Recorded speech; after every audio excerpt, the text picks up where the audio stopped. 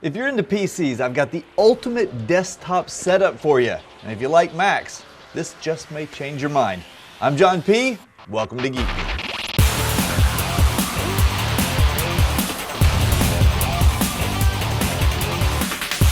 This episode of Geek Beat is brought to you by Lynda.com. Okay guys, today I'm going to show you two of my favorite products in the world, bar none, in one big review, because I think they go together really, really well. So we're going to start off, and I'm going to tell you about this HP Z1, which is the second generation of their 27-inch all-in-one computer system. And then we're going to talk about these KEF 300 series Wi-Fi speakers. So to start with, let's go at the Z1 here. Now, I have reviewed the previous version of this Z1 and I found it to be one of the best PCs ever made. In a minute, I'm going to show you the super secret sauce of how you open this thing and get to the guts, which makes it really good. But before we get to it, I've got a little cheat sheet here. I want to go through some of the key points for this thing. First of all, let's just get the basics out of the way. It is a 27-inch, but it comes in two different models of screen. You can get a matte finish that is not a touch screen, or you can get a touch screen, but you'll notice it's a little bit glossy. So I really like the touch functionality to the screen, and you can very easily manipulate things. It is a 10-finger touch screen, so if we put something up here that has multiple, touch finger capabilities, you can see that it'll do things like it says it's zooming and it's changing the angle and stuff like that. So it's very easy to use, and I like the screen a lot. Secondly, with the original G2, I found it to be a very quick, speedy computer, very responsive, good for workstation use, but it had one little Achilles heel, which is that you couldn't get access to quick external storage. Now they have solved that. You get two Thunderbolt ports on this thing. And what's really cool is HP is the only PC manufacturer that's actually got Thunderbolt ports on it. That's nice because you can plug in devices and daisy chain up to 6 different Thunderbolt devices on there. Now, they do also offer support on either Windows 7 or 8.1 for Thunderbolt. So not just 8.1, if you choose to run the older OS, no problem there. As far as speed is concerned, this thing has the latest Haswell processors available to it. It has the 1600 megahertz speed RAM in there, and you can really load this bad boy up. It also has the ability to have both either regular drives or SSD drives in here, and they also include an mSATA drive. So that means when you want to load up your operating system, it will boot very quickly from the mSATA drive, and then if you want to have a lot of storage, you can put those on the regular drives. Now, before I show you a little bit of kind of how the workflow situation goes here, let's crack this baby open and see how easy it is to manipulate it. So first of all, this 27-inch screen will just rotate down. You just grab a hold of it from the top and the bottom, and you just kind of lean it backwards here. Then there are two switches right here. We're going to clip those. And now you're supposed to turn it off before you do this, but I always routinely open it up and it's never hurt anything. So when we look in here, you're going to see we've got 4 different memory slots, so we can load that bad boy up. Back here, we've actually got the mSATA drives. That's a 256 gig drive that we've got in that one. That's going to really speed things up.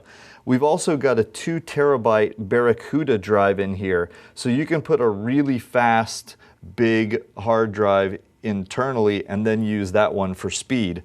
You'll also notice that we've got the latest, we've still got the sticker on this bad boy, the latest little NVIDIA Quadro card, although that's not the little one because these are available in either the K610, the K2100M, the 3100M, or the 4100M series. One other neat little detail is that on the previous generation, the keyboard, which I've never been a huge fan of, but I gotta admit it's grown on me a little bit. It's still not my favorite keyboard, but it works, okay? But the keyboard has a dongle to connect with the computer. They've actually located a USB plug inside so you could keep that little dongle inside. That way it's not sticking out all the time. I like that a lot. And the other thing, I'm not going to do it right now, but you'll notice there's little green kind of markings on these little various handles in here. If I needed to swap out this fan or this hard drive, if I just squeeze that, we will pop this thing out and instantaneously be able to shove another one back in there. So I really, really like that. It's one of my favorite features on this computer. So to get going with it again, it kind of has a soft touch there. We'll squeeze it so it kind of clips together and then point it back the way we want it. I love the way that works. Also, if we come back around to the front here and take a look at it now, you're going to notice that they've hidden a little webcam in there. But now this is Callie's favorite feature. There is a little knob here, and if I point it downward, you can see that there's a little bit of red right in there, which lets me know that it's not pointing at me. It's safe. You feel you have privacy when that's going on. One of the other things too, it's important to talk about how the machine feels when you're using it. So personally, when I use this machine, it's got a very nice feel in terms of its responsiveness. Whatever you're doing, here I've got Autodesk Sketchbook Pro open, and if I want to manipulate this thing, I could draw with my finger on the screen. I could use a mouse to do the same thing. Or if you're into tablets, I've got a Wacom tablet here, and we could do the same thing with the Wacom. Well, if I have it writing properly. So you've got multiple ways of manipulating that data. The other thing too is the way that this system will integrate with these speakers. So I just want to talk a little bit about that before we get into the speakers. The speakers connect to this thing via USB, and once they are connected, you get amazing sound. So my de facto standard test here is I'm on a boat, so we gotta take a look at that for a second here. And we do have the clean version, by the way. That's always nice. But we can turn it up with the volume on the keyboard here.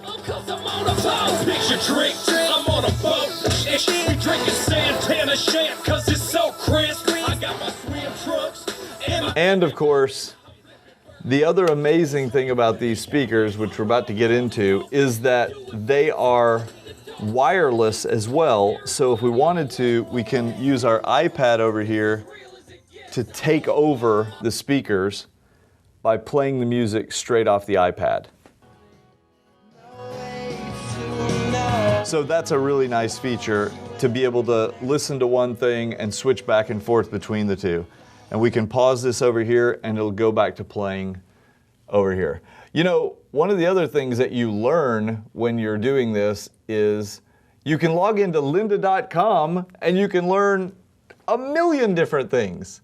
They actually have, check it out, 2,518 video courses now. And if you head over to lynda.com/GeekBeat, you get 7 days free. You can learn how to do drawing, like with Sketchbook. You can learn Photoshop. You can learn engineering techniques. You can learn all kinds of stuff. So head on over there and check that out. Meanwhile, let's get to these speakers. Let's get back to these speakers because I want to talk to you about how they connect. First of all, these speakers have a lot of different options for getting sound in and out of them.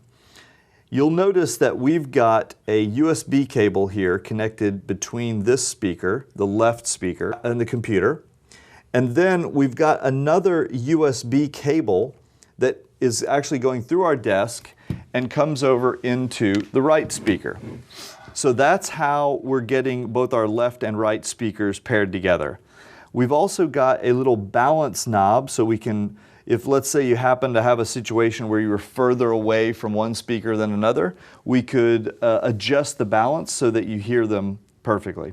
You're also going to notice a big old heat sink on the back of each one of these speakers and power coming to each one.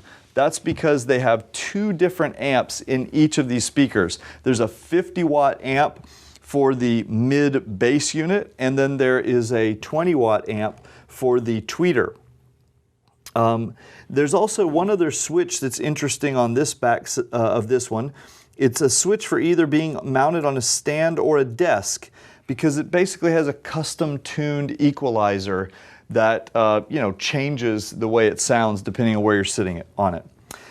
We've also got an Ethernet port here, so we can plug it into the LAN, but if you don't use the Ethernet port, you can plug into your Wi-Fi network, which is what we've got going on. So the way that this was working with my iPad taking over the music from the Z1 here, it's all connected onto our Wi-Fi network. In order to configure these speakers, KEF puts out a little app. So you can get it for Mac or you can get it for Windows. You plug these things in and run the app. It goes right through the configuration setup, puts it on the wireless network, and bam, that's it, you're done. These speakers also feature KEF's high-end UniQ driver setup, which you can see puts the tweeter right in the middle of the woofer in essence. So we've got this exterior cone, and you notice it goes back and forth with the tweeter in the center. That allows you to get all your sound essentially from one space instead of having a tweeter up here and a mid-range down here or a mid-bass unit down at the bottom and not quite getting the sound coming from the same exact direction. Let me see if I'm missing anything here for you guys. It does run on 802.11b or G. I don't have it in the notes, but one thing I recall is it's running on a 2.4 gigahertz wireless network, not a 5 gigahertz. So just be aware of that depending on what kind of network you have deployed in your house. Other than that, let's talk about pricing a little bit here. These are not cheap components, but they are absolutely best of breed. These KEF speakers, the model number is the X300AWs. Now they make them in two models. They make the X300A and the X300AW. The W, although these are white, doesn't stand for white, it stands for wireless. However, they come in either white or black. You'll know that if you ever see the white ones, they're the wireless ones. Those go for $9.99. You can get them on Amazon right now, ship Prime, and they are absolutely amazing. You can, if you want to opt for the version that doesn't do the wireless, so you can't sync it with a DLNA or AirPlay source, you just play it through your computer, that'll save you $200. Those are $7.99. Now back to the Z1, this computer starts at around $2,000 if you get it in its most basic model. The way we have ours equipped, which is loaded to the hilt, it runs about $5,000. But we have been able to edit video on this thing just like it was a desktop computer. I mean like a tower workstation kind of computer, because it is a real workstation. And you could have probably optioned it down in the maybe $3,000, $3,500 price range and still really get a lot of good use out of it. Plus all of that extra serviceability, and the fact that these are HP workstations means that they come with a 3-year warranty instead of just a 1 or 2 year warranty like some other computers would come with. Last thing that I will tell you is this. If you have a monitor mounting arm This thing is VESA mountable. I'm not sure if we can actually see yeah, I think we have to take this little plate off back here. But if you take this thing off, we could VESA mount this on a mounting arm so that you could get it off the little stand and have a lot more movement and movability. Personally, that's the way I would like to do it. I'd like to see this on a nice big arm so it could be moved easily with my big KEF speakers right here, blasting I'm on a boat, and that's it. There's nothing better in life than this setup right here. So you guys go get you one. Hope that was helpful. If you have other questions about either of these units, please drop them in the notes below or tweet me at John Pose, and I will get right back to you on them. Okay, that's it for this episode. Thumbs up on YouTube. I'm out of here, guys. I got to get back to my music.